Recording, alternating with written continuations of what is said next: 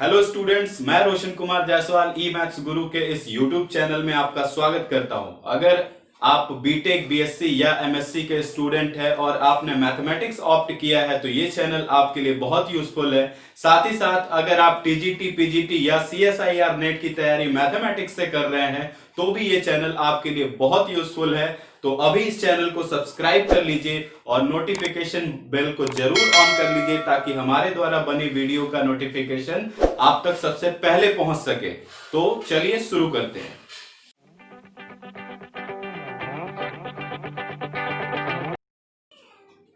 आज हम लोग इस वीडियो में अबेलियन ग्रुप के बारे में पढ़ेंगे। अबेलियन ग्रुप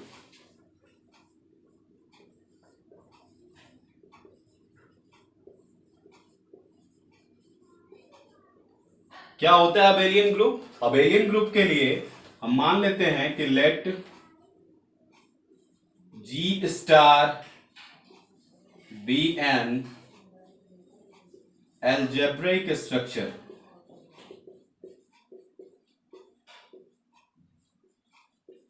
एक अलजेब्रिक स्ट्रक्चर कहने का मतलब यह है कि आपका ये G नॉन एम्प्टी सेट है और स्टार एक बाइनरी ऑपरेशन है जिसपे ये G डिफाइंड है, अच्छे से डिफाइंड है।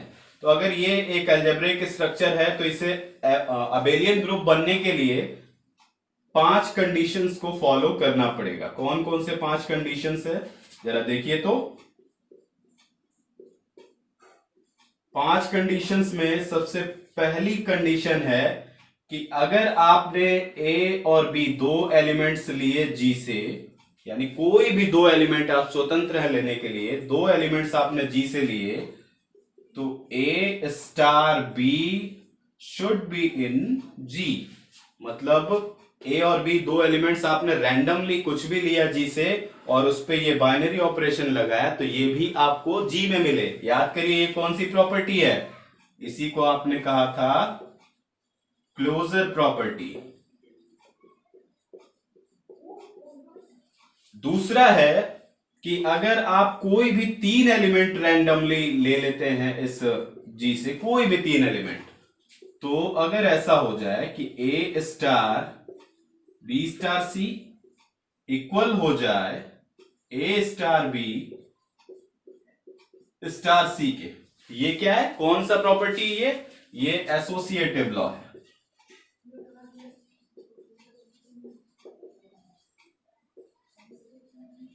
यानी कोई भी 3 एलिमेंट आपने लिया और वो एसोसिएटिव हो जाए, ऐसा प्रॉपर्टी शो करने लगे।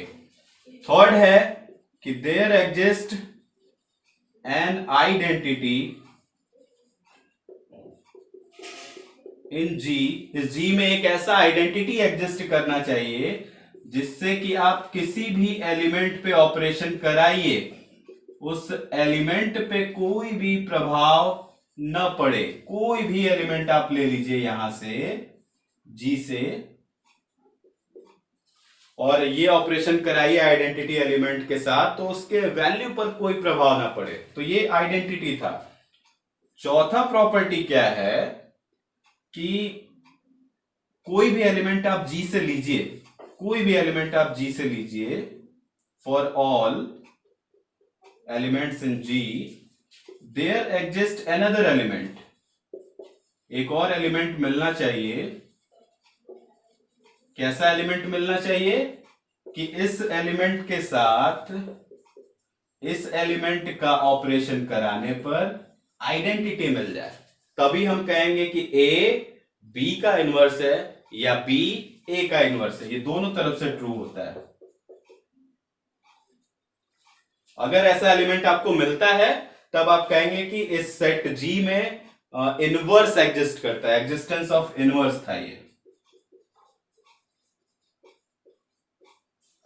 और लास्टली कोई भी दो एलिमेंट आप लीजिए इस जी से और वो अगर इस तरह की प्रॉपर्टी शो करें कि ए स्टार बी स्टार ए के इक्वल हो, मतलब ए का बी के साथ बाइनरी ऑपरेशन कराएं या बी का ए के साथ बाइनरी ऑपरेशन कराएं, तब भी ये दोनों इक्वल आए। इसे कहा जाता है, इस लॉ को कहा जाता है कॉम्यूटेटिव लॉ।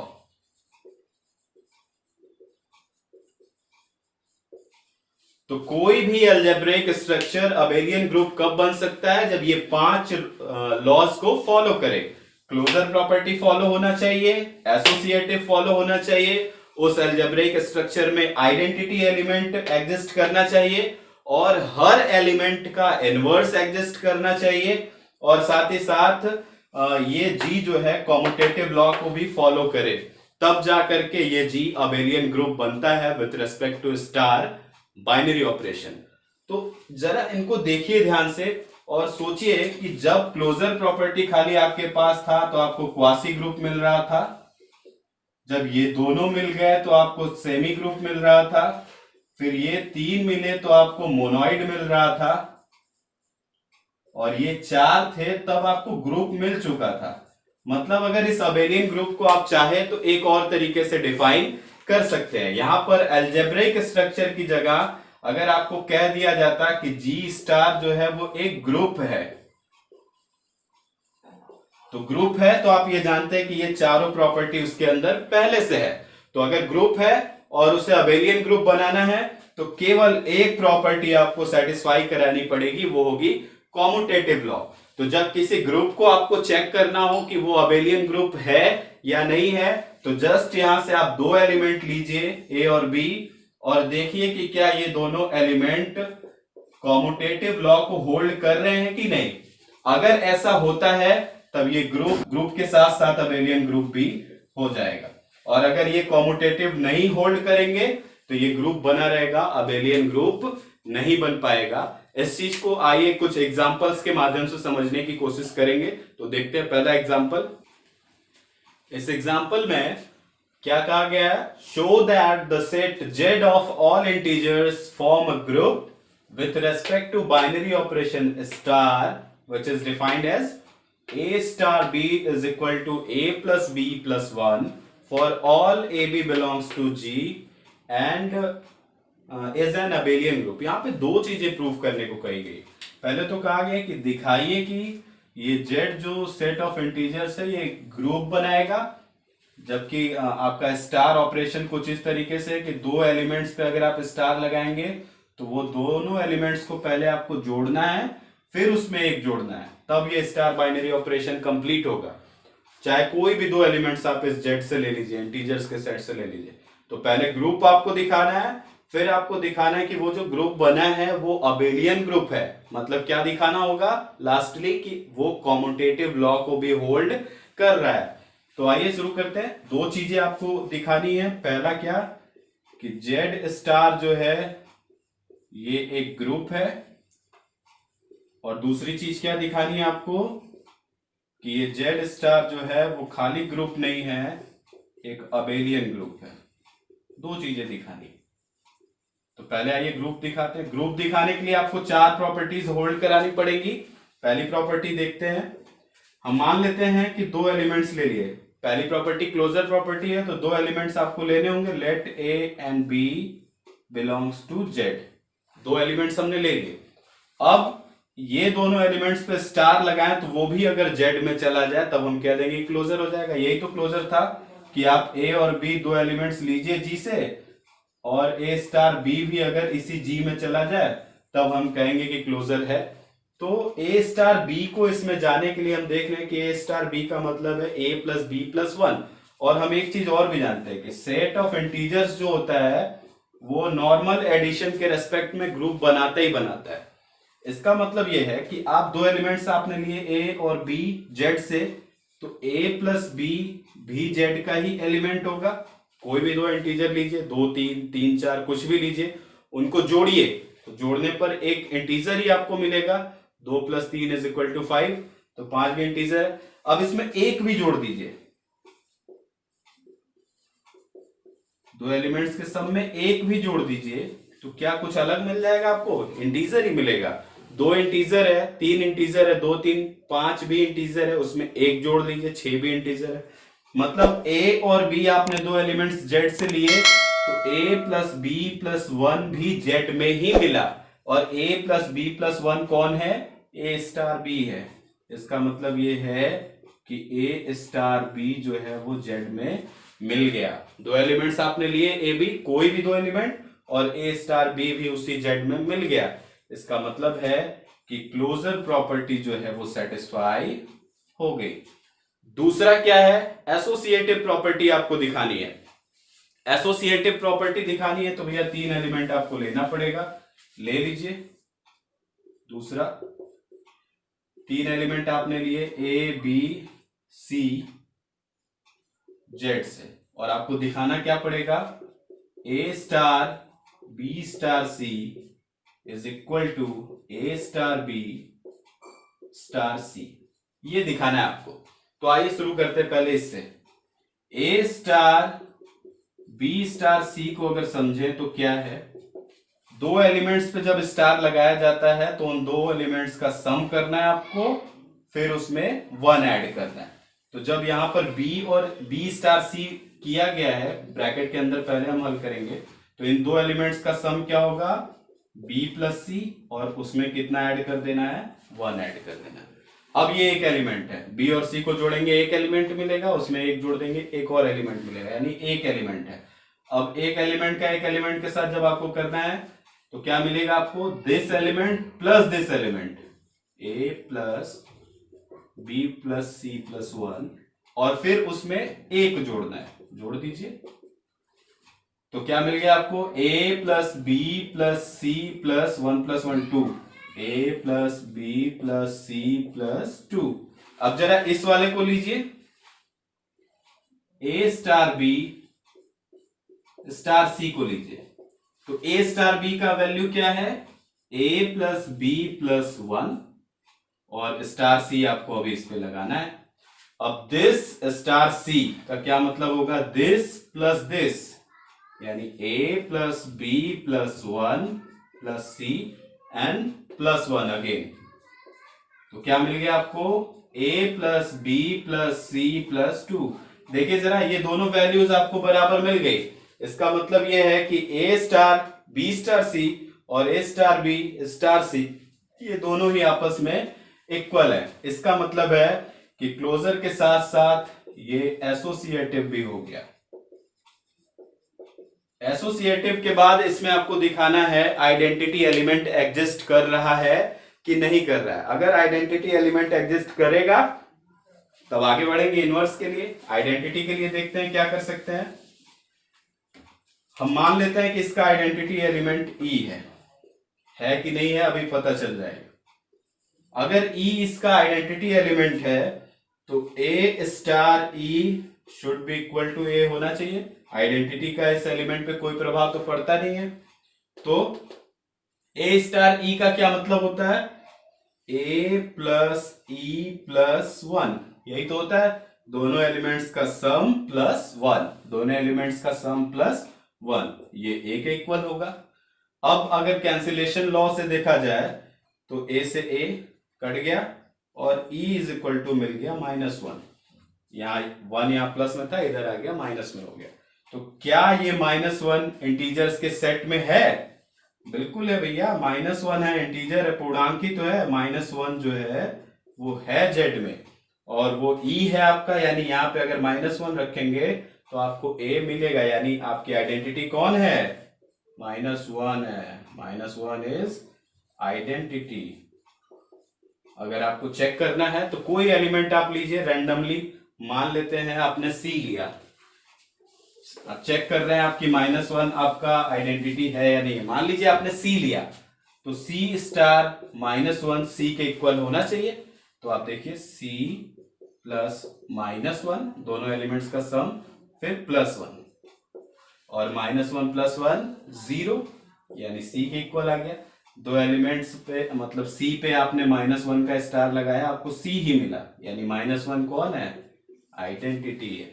आइडेंटिटी एग्जिस्ट करने के बाद अब हम लोग चेक करेंगे कि क्या हर एलिमेंट के लिए यहां पर इनवर्स एग्जिस्ट करेगा। तो आइए चेक करते हैं इनवर्स एग्जिस्टेंस। इनवर्स के लिए आप कोई भी एक एलिमेंट लीजिए इस जेड से, तो आपको एक दूसरा एलिमेंट इस जेड में मिलना चाहिए, और वो क्या फॉलो कराना चाहिए कि a star b should be equal to identity. मतलब आपने जब एलिमेंट ए लिया तो इस जेड में एक ऐसा एलिमेंट बी जरूर मिलना चाहिए जिसके साथ स्टार ऑपरेशन कराने पे आपको आइडेंटिटी मिल जाए। तो आइए चेक करते हैं कि कौन सा एलिमेंट किसके लिए इनवर्स होगा। आइए देखते हैं। आपने ए लिया, ए स्टार शुड बी ई है, और यहां पर आइडेंटिटी आपने अभी अभी निकाला था ई इज इक्वल टू -1। इसका मतलब है कि a star b is equal to -1 है। अब ए स्टार बी का क्या मतलब है, कैसे डिफाइन है? A star b is equal to a plus B plus 1। तो यहां रख दीजिए a plus B plus 1 is equal to -1। अब आपको इस b की वैल्यू चाहिए। क्यों चाहिए? क्योंकि आपने a तो पहले से ही लिया था, इसी के लिए ये एक ऐसा एलिमेंट, इनवर्स एलिमेंट मिलेगा जो e लेकर आएगा आपके पास। तो b को इधर रहने दीजिए और बाकी को उधर भेज दीजिए। प्लस a है तो इधर -a हो जाएगा, ये +1 है तो उधर -1 हो जाएगा, और एक -1 पहले से है, -1 -2 हो जाएगा। अब जरा चेक कर लीजिए कि क्या -a -2 जाएगा जेड में। तो भैया a है तो -a भी जेड में है। याद करिए, 1 है आपके पास जेड में तो -1 भी तो जेड में ही है। अब -a अगर जेड में है और -2 आपके पास पहले से जेड में है, तो एसोसिएटिव लॉ क्या बताता, सॉरी क्लोजर लॉ क्या बताता है? -a -2 भी जेड में है। इसका मतलब यह है कि जब एक एलिमेंट आपने a लिया जेड में, तो आपको एक एलिमेंट ये b यानी -a -2 भी मिला जेड में। और कैसा है ये? यही वो b है जिसके साथ आपको आइडेंटिटी मिल रहा है। मतलब इस एलिमेंट के लिए ये क्या बन गया? इनवर्स बन गया। मतलब हर एलिमेंट, आप कोई भी एलिमेंट लीजिए, जैसे मान लीजिए c लिया, तो इसका इनवर्स यहाँ पे क्या होगा? -c -2। तो हर एलिमेंट के लिए यहां पर इनवर्स भी एग्जिस्ट कर रहा है। यानी क्लोजर हो गया, एसोसिएटिव हो गया, आइडेंटिटी हो गया, इनवर्स हो गया। ये चारों प्रॉपर्टी आपकी शो हो गई। इसका मतलब क्या हुआ? जब चारों प्रॉपर्टी शो हो गई तो जेड स्टार क्या बन गया? एक ग्रुप बन गया। जब जेड स्टार ग्रुप बन गया तो इसको अबेलियन दिखाने के लिए बस अब एक चीज बाकी है, वो क्या है? Commutative law. कॉम्यूटेटिव लॉ तो बहुत इजी है, यहां पर हम लोग देखेंगे। कॉम्यूटेटिव लॉ के लिए हमने क्या किया कि भैया ए और बी लिया जेड से, तो ए और बी लिया अगर जेड से तो ए स्टार बी भी जेड में है। बिल्कुल है, क्लोजर लॉ बता रहा है हमको ये चीज कि दो एलिमेंट लिया तो उसका स्टार ऑपरेशन भी उसी में होना चाहिए। अब जरा ए स्टार बी को जैसे डेफिनेशन लिखा हो वैसे लिख दीजिए। ए स्टार बी को हम ए प्लस बी प्लस 1 लिख सकते हैं। यानी यहां पहले a है तो ये a आया, बाद में b है तो बाद में b आया, ऐसे लिखा हो। अब इसको जरा ध्यान से देखिए, ये इंटीजर्स हैं a और b, और मैंने आपको बताया था कि z प्लस के रेस्पेक्ट में कॉम्यूटेटिव लॉ भी होल्ड करता है। याद करिए, -3 में आप -1 जोड़ लीजिए, -4 आएगा, या -1 में -3 जोड़ लीजिए तब भी -4 आएगा। यानी नॉर्मल एडिशन पे इंटीजर कॉम्यूटेटिव लॉ होल्ड करता ही करता है। तो यहां तो नॉर्मल एडिशन ही है, एक इंटीजर में दूसरे इंटीजर को नॉर्मली जोड़ा जा रहा है। यानी आप a में b को जोड़िए या b में a को जोड़िए, कोई फर्क नहीं पड़ता।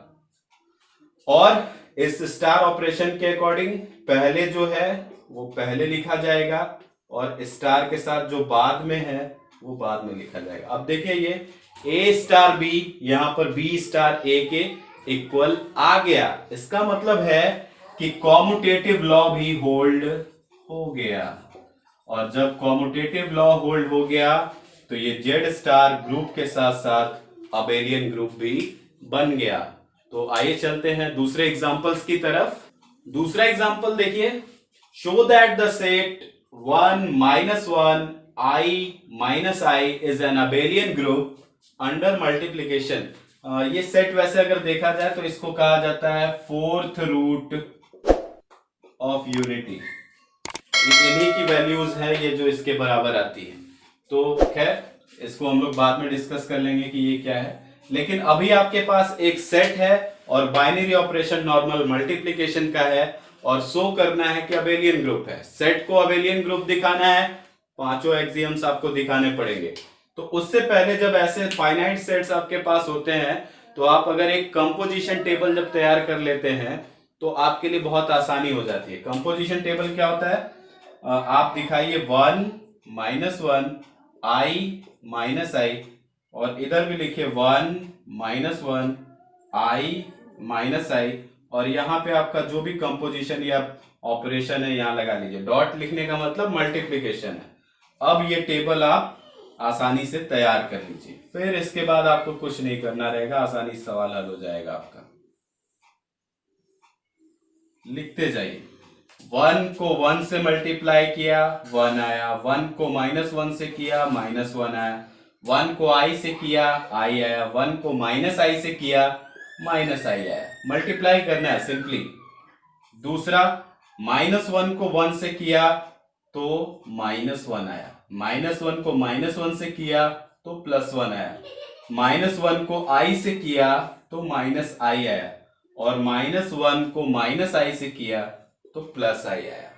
इसके बाद तीसरा एलिमेंट आप लीजिए i को 1 से किया i हुआ, i को -1 से किया -i हुआ, i को i से किया तो i² हुआ, और i² की वैल्यू आप जानते हैं कि होता है -1, और i को -i से करेंगे तो -i² होगा, और i² -1 के इक्वल है तो -i +1 के इक्वल हो जाएगा। इसी तरीके से यहां मल्टीप्लाई करेंगे, -1 को -i को 1 से किया -i, -i को -1 से किया +i, -i को i से किया -i² which is equal to 1, और -i को -i से किया तो +i² which is equal to -1। Composition table पूरी तरह से बन के तैयार है। देखने में ये टेबल बहुत बड़ा है, लेकिन आपका सारा काम यहां पर कंप्लीट हो चुका है। लाइन से आप दिखा सकते हैं। देखिए, पहली प्रॉपर्टी क्लोजर आपको दिखानी है, तो क्लोजर के लिए तो सिंपली आपने कोई भी दो एलिमेंट लिए, यहां पर जो भी एंट्रीज आपको मिली हैं, कोई भी दो एलिमेंट लेके आपने मल्टीप्लाई किया, तो यहां पे जो भी रिजल्ट्स आए हैं क्या वो इस सेट के बाहर है? नहीं, यानी दो एलिमेंट आप ले रहे हैं, उनका मल्टीप्लाई कर रहे हैं, तो जो भी रिजल्ट आ रहा है वो उसी सेट में आ रहा है। यानी कोई भी दो एलिमेंट आप ले रहे हैं इस सेट से, तो उस पे मल्टीप्लाई करने पर भी वो उसी सेट में आ रहा है। तो यही तो क्लोजर था। तो देखिए, एक टेबल बनाया और फटाक से काम खत्म। दूसरा आपको चाहिए एसोसिएटिव। एसोसिएटिव के लिए आप क्या करिए, कोई तीन एलिमेंट आप यहां से ले लीजिए। 1 -1 i आपने ले लिया, 1 multiplied by -1 is multiplied by i। अब इसको हल कर लीजिए। -1 और i का मल्टीप्लाई करेंगे, -1 और i का, तो -i आएगा, 1 इंटू -i, और 1 और -i का मल्टीप्लाई करेंगे तो आएगा -i, तो ये -i आया। अब चेंज कर लीजिए ऑर्डर, 1 इंटू -1 कर लीजिए और इंटू i कर लीजिए।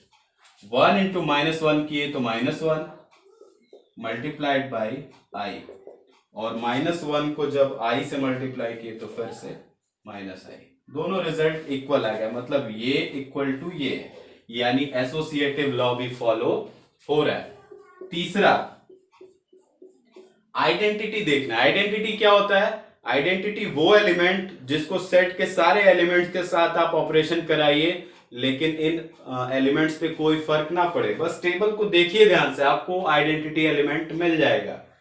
1 को आपने 1 से किया 1 ही मिला, -1 को 1 से किया -1 ही मिला, i को 1 से किया i ही मिला, -i को 1 से किया -i ही मिला। यानी ये 1 जो है यहाँ पर कौन है? आइडेंटिटी है। यानी आइडेंटिटी एलिमेंट 1 इस सेट में एग्जिस्ट कर रहा है। चौथा प्रॉपर्टी आपको दिखाना है इनवर्स के लिए। इनवर्स क्या होता है कि एक एलिमेंट लीजिए, उसमें अगर किसी एलिमेंट से ऑपरेशन कराने पर आइडेंटिटी आ जाए, यानी 1 आ जाए, तो जरा देखिए, 1 को 1 से ऑपरेशन कराने पे 1 आ गया था, और यानी 1 का इनवर्स 1 है। -1 को -1 से ऑपरेट कराने पर 1 आया, यानी -1 का इनवर्स -1 है। देखिए, खाली आइडेंटिटी एलिमेंट कहां कहां आ रहा है हमको देखना है बस, खाली और कुछ नहीं देखना है। तो -1 का इनवर्स -1, i का इनवर्स -i, -i का इनवर्स i, यानी सारे एलिमेंट्स का इनवर्स भी एग्जिस्ट कर रहा है, इनवर्स की एग्जिस्टेंस है। अब अंतिम प्रॉपर्टी हमको दिखाना है कॉम्यूटेटिव। कॉम्यूटेटिव के लिए कोई दो एलिमेंट लीजिए ना, जैसे मान लेते हैं हम 1 और i ले लिए, 1 और i ले लिए, तो 1 इंटू आई करिए, 1 इंटू आई करेंगे तो आएगा i। अब इसको ऑर्डर चेंज कर लीजिए, i इंटू 1 करिए, i इंटू 1 करेंगे तब भी i ही आएगा, यानी कॉम्यूटेटिव लॉ भी होल्ड हो रहा है। इसका मतलब ये है कि जो ये सेट आपको दिया गया है ये एक अबेलियन ग्रुप है। तो आसानी से आप कंपोजिशन टेबल जब बना लेते हैं तो चीजें आपके लिए बहुत आसान हो जाती हैं कंपोजिशन टेबल की सहायता से। तो आइए चलते हैं अगले उदाहरण की तरफ। अब इस एग्जांपल में देखिए कह रहा है कि show that the G set, यहां पर सेट को कैसे डिफाइन किया गया है कि यहां पर एलिमेंट्स होंगे 2 टू द पावर r जैसे, मतलब 2 का वर्ग, 2 का क्यूब, 2 पावर 4, ये सारे एलिमेंट्स होंगे। लेकिन r कैसा होगा, जो ये पावर है ये कैसा होगा, ये होगा इंटीजर्स के जैसा, यानी पूर्णांक होगा। यानी 2 पावर 2 है तो 2 पावर माइनस 2 भी हो सकता है, 2 पावर 3 है तो 2 पावर माइनस 3, 2 पावर 4 है तो 2 पावर माइनस 4, यानी प्लस पावर और माइनस पावर दोनों ही जब रहेंगे 2 के पावर में तब इस सेट में वो आ पाएंगे, नहीं तो नहीं। यानी 2 पावर r टाइप के जितने भी एलिमेंट होंगे वो इस सेट में होंगे। तो बोल रहा है कि ये एक अबेलियन ग्रुप बनाएगा with respect to usual multiplication, मतलब नॉर्मल मल्टीप्लीकेशन के रेस्पेक्ट में ये एक अबेलियन ग्रुप बनाएगा। अब एक सेट है, अबेलियन ग्रुप आपको दिखाना है तो आपको फिर से वो 5 के पांचों एक्सियम्स फॉलो कराने पड़ेंगे। पहला है क्लोजर लॉ। क्लोजर लॉ के लिए आपको इस सेट से दो एलिमेंट आपको लेने पड़ेंगे पहले। तो मान लेते हैं 2 पावर r और 2 पावर s जो है इस g के एलिमेंट है। दो एलिमेंट आपको लेने होते हैं, इनका मल्टीप्लाई करने पर भी अगर वो g में चला जाए तो आप क्या कहेंगे कि भैया वो क्लोजर लॉ को सेटिस्फाई कर रहा है। अब जरा ध्यान से देखिए, 2 पावर r इसमें है, 2 पावर s भी इसमें है, मल्टीप्लाई इनका करते हैं। 2 पावर r और r और s क्या है, r और s दोनों ही क्या है, इंटीजर है। यहाँ बोला गया है कि यहाँ पावर में जो भी रहेगा वो इंटीजर में ही होना चाहिए, अगर इंटीजर नहीं है तो वो यहाँ नहीं आ पाएंगे भैया। तो यहाँ r और s, 2 पावर r और 2 पावर s को इसमें होने के लिए ये जरूरी है कि r और s दोनों इंटीजर हो। तो चलिए वापस मल्टीप्लाई करते हैं। भैया मल्टीप्लिकेशन का रूल आप जानते हो कि बेस अगर इक्वल है तो पावर क्या होती है, जुड़ जाती है। यानी 2 power r into 2 power s is equal to होगा 2 पावर r प्लस s। अब ये 2 पावर r प्लस s यानी दो इंटीजर्स का सम है, यानी हम मान लेते हैं कि r और s को जोड़ने पे t आएगा, तो 2 पावर t। अब क्या ये 2 पावर t इसमें जाएगा, तो r और s अगर इंटीजर है तो r प्लस s भी एक इंटीजर ही होगा जो z में ही जाएगा। याद करिए कि जो ये इंटीजर्स का सेट होता है प्लस के रेस्पेक्ट में क्लोजर लॉ को सेटिस्फाई करता है, इसके प्रीवियस एग्जांपल में ही आपने देखा। तो r प्लस s अगर z में है, r और s अगर z में है तो r प्लस s भी z में होगा, यानी r प्लस s z में होगा। तो जब अगर पावर z में है तो 2 टू दी पावर भी z में होगा, यानी ये भी g में होगा। क्लोजर लॉ सेटिस्फाई हो गया। दूसरा क्या है, एसोसिएटिव लॉ आपको दिखाना है। एसोसिएटिव लॉ बहुत इजी है, 3 एलिमेंट्स ले लीजिए, 2 पावर r, 2 पावर s और 2 पावर t। आपने 3 एलिमेंट्स इस सेट से ले लिए। अब 2 power r into 2 power s into 2 power t कर लीजिए, सॉल्व कर लीजिए इसको। 2 पावर r इंटू, यहाँ भी बेस इक्वल है तो पावर ऐड हो जाएगी, हो जाएगा 2 पावर s प्लस t। और यहाँ भी पावर इक्वल है तो सॉरी बेस इक्वल है तो पावर ऐड हो जाएगी 2 power r plus s plus t। उसी तरीके से अब इन दोनों को पहले मल्टीप्लाई कर लीजिए, 2 power r into 2 power s into 2 power t है, तो 2 power r into 2 power s, 2 power r plus s into 2 power t, और इसको करेंगे तो 2 power r plus s plus t, यानी एसोसिएटिव लॉ भी फॉलो हो गया। इसका मतलब है कि क्लोजर और एसोसिएटिव दो फॉलो हो गए। तो अब चलते हैं, क्या यहां पर आइडेंटिटी एलिमेंट एग्जिस्ट करेगा, तो आइए देखते हैं। आइडेंटिटी के लिए क्या करना है आपको कि एक ऐसा एलिमेंट 2 पावर r के साथ एक ऐसा एलिमेंट जिसको यहां पर मल्टीप्लाई करने पर 2 पावर r ही आए तो क्या होगा ऐसा एलिमेंट, और जबकि यहां पर ऐसे ही एलिमेंट होंगे जो 2 की पावर में होंगे। तो आइए देखते हैं कौन सा वो एलिमेंट है। 2 पावर r यहाँ मल्टीप्लाई में है तो उधर जाएगा तो डिवाइड में हो जाएगा, e इज इक्वल टू हो जाएगा 2 power r by 2 power r। और जब सेम बेस वाले को डिवाइड करते हैं तो सिंपली हम लोग पावर को माइनस कर देते हैं, r माइनस r, यानी r में से r गया 0, 2 पावर 0, यानी यहाँ पर आइडेंटिटी एलिमेंट कौन है, 2 पावर 0 बिल्कुल होगा। r अगर z में है, इंटीजर में है, तो r 0 भी तो हो सकता है, तो 2 पावर 0 भी इसी का सेट है, इसी सेट का एलिमेंट है। इसका मतलब यहां पर आइडेंटिटी के रूप में कौन है, 2 पावर 0, आइडेंटिटी भी एग्जिस्ट कर गई।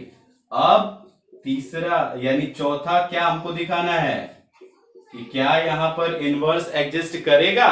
इनवर्स के एग्जिस्टेंस के लिए आपको यह पता होना चाहिए कि मान लेते हैं 2 पावर r एक हमने एलिमेंट लिया, यहां पर एक दूसरा एलिमेंट हमको चाहिए जिसको इससे मल्टीप्लाई करने पे कितना आ जाए, 2 का मल्टीप्लीकेशन जब आइडेंटिटी के बराबर आ जाता है तभी तो होता है।